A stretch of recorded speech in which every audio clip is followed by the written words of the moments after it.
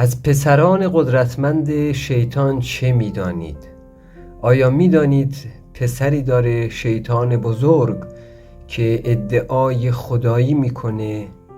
اگر میخواید این مطلب جالب را با من همراهی بکنید، حتما در ادامه با من تا انتهای این کلیپ همراه باشید تا در مورد این پسر قدرتمند شیطان که برای کسی که از او کاری میخواهد ادعای خدایی میکند حتما صحبت بکنم.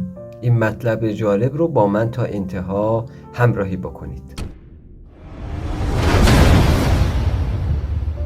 با نام و یاد دادار پایدار خداوند بزرگ و با درود و عرض ادب به خدمت شما همراهان و گرامیان در این کانال، امیدوارم در هر کجایی که از این جهان هستید به سلامتی و به تندرستی زندگی بکنید و همیشه به شما توصیه کردم که برای اینکه به درگاه‌ها و به درهای پر از نور و برکت برسید به پدر و مادر احترام بگذارید و پدر و مادر خودتون رو گرامی بدارید.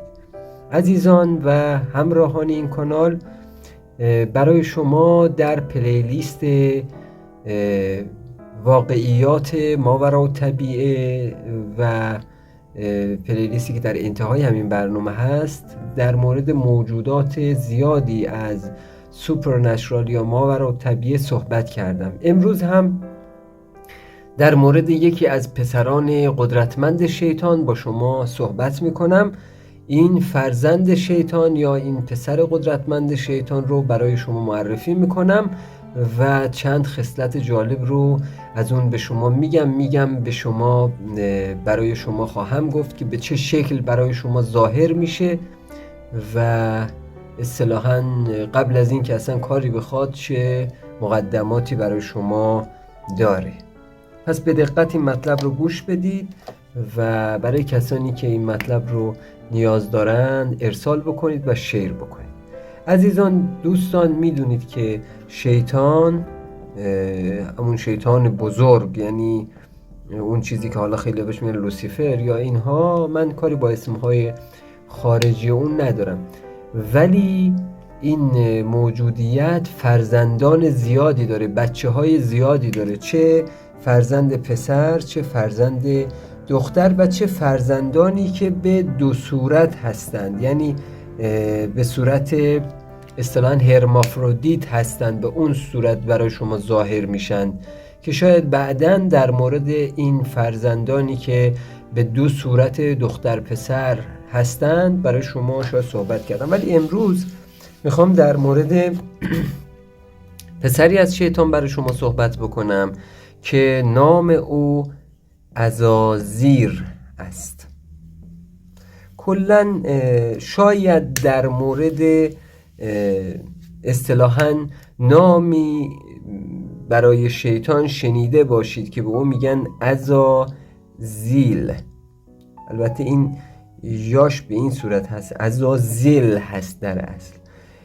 من با اون کار ندارم. این عزازیل رو با اون عزازیر اشتباه نگیرید. این اصلا نامی هست که زمانی که شیطان رو فرشتگان به سمت بالای آسمان بردند و حالا در بالاترین درجه از درجات فرشتگان بود، این نام رو اونجا برای شیطان، یعنی عزازیل رو اونجا براش گذاشتن. ولی عزازیر نامی هست که یکی از اصطلاحاً فرزندان پسر شیطان داره.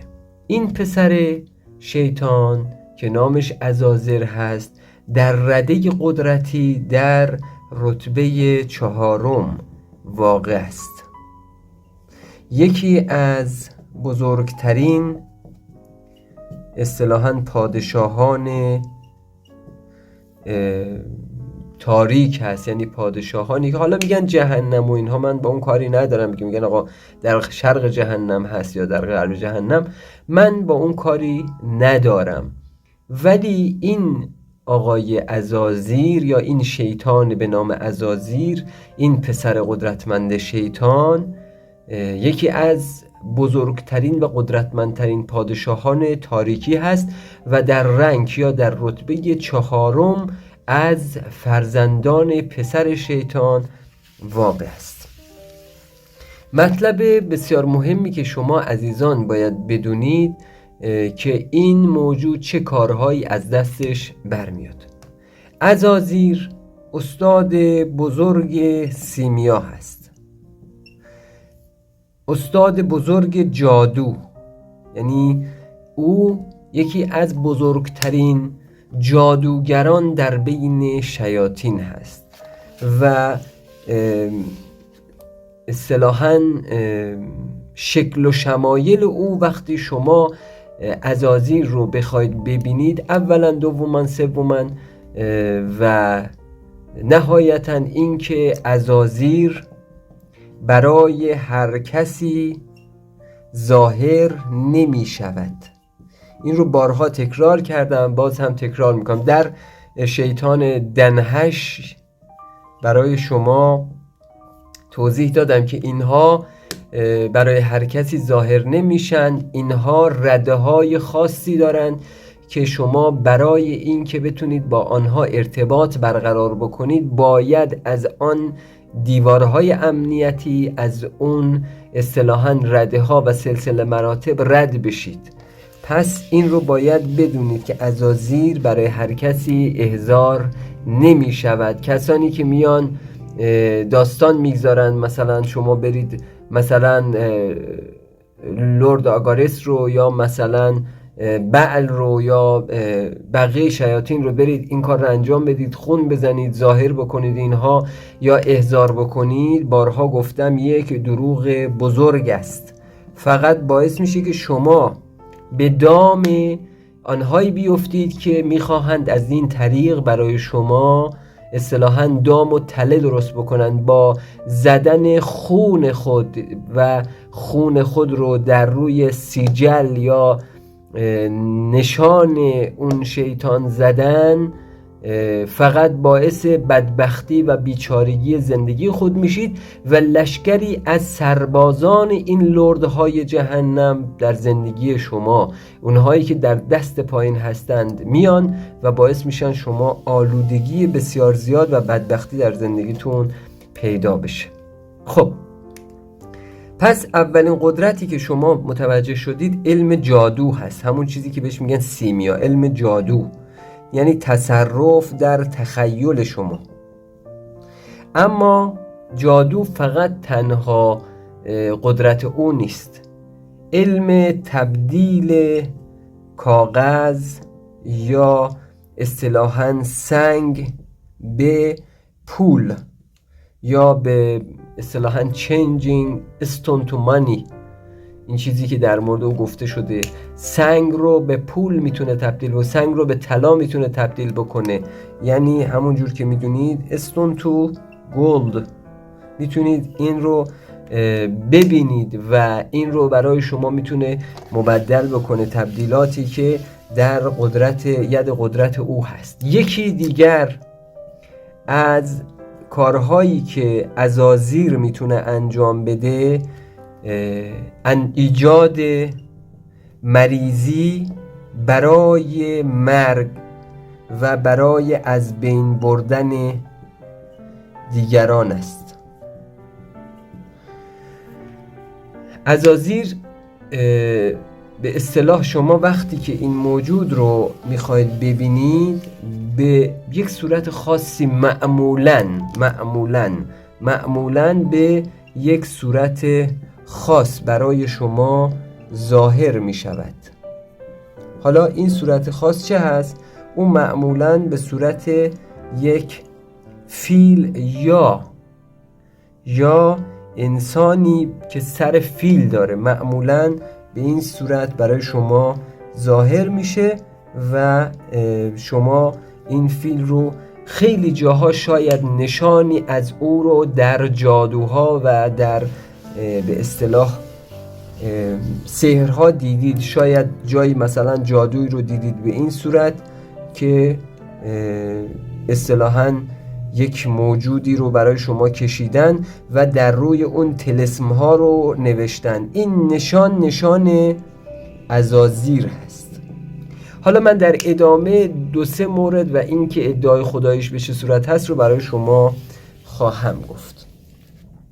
عزیزان و همراهان کانال، تا اینجا که رسیدیم، برای اینکه حمایت بکنید از کانال، حمایت بکنید از برنامه ها و ما رو حمایت بکنید و همچنین این برنامه ها توسط الگوریتم در اختیار بقیه دوستان و همراهان قرار بگیره، برای ما 2 کامنت انگلیسی بگذارید و لایک رو حتما بزنید و اونهایی که عضو یا سابسکرایب در کانال نشدن حتما سابسکرایب بکنن و حتما این زنگوله یا بل رو بزنید. این زنگوله باعث میشه که برنامه‌های ما وقتی که در اختیار شما قرار گرفت، شما بتونید از این برنامه‌ها در اسرع وقت به سرعت اطلاع پیدا بکنید و همراهی بکنید. عزیزانی هم که در خارج هستن میتونن از طریق گزینه سوپر تانکس به کانال کمک بکنن و ما رو حمایت بکنن.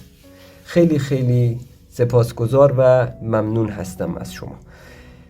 و اما اینکه پسر شیطان چگونه ادعای خدایی میکنه. وقتی کسی که اصطلاحاً ساحر یا جادوگر هست احضار میکنه عزازیر رو، احضار کردنش به چه صورت هست؟ من یک چند کلمه از احضارش میگم که شما بدونید، اما کامل احضار آن رو برای شما تشریح نمی کنم چون کار بسیار بسیار خطرناکه.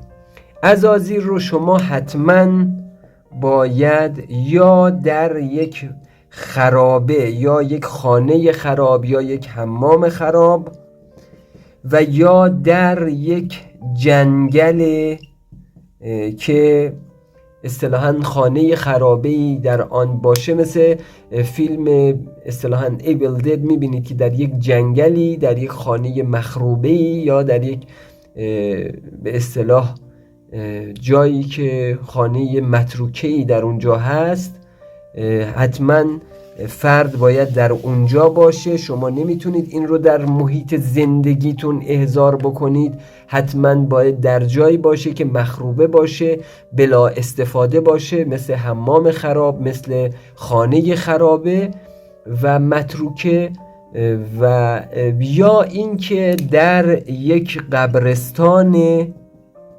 خراب، در اصطلاح قبرستان متروکه. کسی که میخواد این رو احضار بکنه باید در اینجا حاضر بشه. 3 قربانی برای او لازم است. 3 قربانی باید بهش بدید. 3 قربانی که به صورت مثلث باید قربانی بشه و حالا بقیه کارهاش رو من توضیح نمیدم به شما. چیزی که شما طلسم رو باید بر روی اون بنویسید، بر روی پوست معمولاً یا به اصطلاحاً ران فیل یا شکم فیل یا پیشانی فیل، یکی از چیزهایی است که برای احضار او نیاز هست. چند تا از پوست حیوانات می توانید استفاده بکنید، حالا یا فیل یا موجودات دیگری. یکی دیگر از اون موجوداتی که شما برای اینکه به اصطلاح بتونید از اون استفاده بکنید می توانید از پوست جغد هم استفاده بکنید. اما عرض میکنم راه‌های متفاوتی وجود داره برای کسانی که میخوان این رو احضار بکنن، که البته من اینجا آموزش این کار رو نمیدم و به شدت به شما توصیه میکنم که دنبال این احضار نباشید و علامت خطر در مورد احضارش، حتما خطر رو در زندگیتون احساس بکنید. بسیار بسیار بسیار این کارها خطرناک. وقتی شما این موجود رو احضار کردید با اصطلاحاً ترپ یا با تله موکل که من در برنامه دیشب اون رو توضیح دادم، یا با حالا منادل و اون نشیمنگاه های خاص خودش که هم میتونید با این کار انجام بدید هم این، ولی نیاز به بعضی از چیزها داره که حالا من کاری ندارم. بعد از این که فرد اصطلاحاً احضار کننده تونست اون رو احضار بکنه و توان دیدن اون رو داشت و از هوش نرفت یا اصطلاحاً اتفاقات خاصی براش نیفتاد، او به شکل یک معمولاً به شکل یک فیل یا انسان با سر فیل، معمولاً به شکل فیل، گاهی هم انسان با سر فیل ظاهر میشه. اولین چیزی که از شما میخواد و یکی از شروط اساسی این موجود است، سجده بر او است. یعنی شما باید بر او سجده بکنید و او رو خدای خود بنامید. بر او باید سجده بکنید و او رو خدای خود بنامید. 3 شرط رو بر شما تحمیل میکنه. یکی از شروطش تقدیم خون شماست و روح شما رو تسخیر میکنه، روح شما رو از شما به عنوان شرط میگیره. این که میبینید بارهای بار بنده برای شما توصیه کردم که دوستان عزیز، همراهان عزیز این کانال، دنبال این مطالب نباشید، به خاطر این هست که این شیطان و این شیاطین یکی از مهمترین چیزهاشون مبادله و معامله روح شماست در مقابل انجام کاری که از او میخواهید.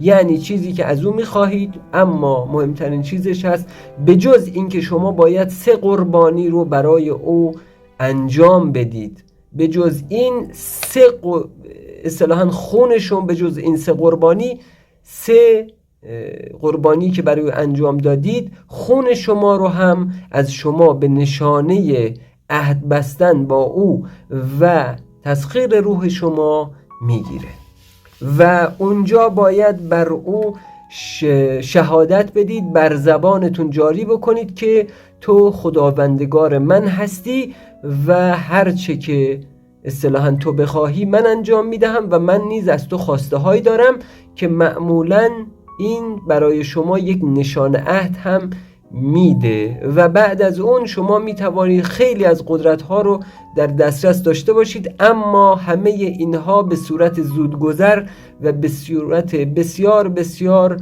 گول زننده هست و هیچ چیزی جز بیچارگی و بدبختی در انتظار شما نیست. انشالله با امید خدا در برنامه‌های آینده از یکی دیگر از دختران شیطان برای شما صحبت خواهم کرد که این دختر شیطان رو حتما در برنامه‌های آینده با من همراه باشید و حتما برنامه‌های گذشته رو ببینید. لطف بکنید ما رو حمایت بکنید با لایک و کامنت هاتون و اگر برنامه‌ای مد نظر شما بود میتونید در کامنت ها برای ما نظرتون رو بگذارید که انشالله برای شما تهیه بشه. از اینکه با ما همراهی کردید و از اینکه این برنامه رو هم دیدید سپاسگزارم و شما رو به خداوند بزرگ میسپارم تا زمان برنامه آموزشی دیگر. دادار پایدار یار و یاور شما.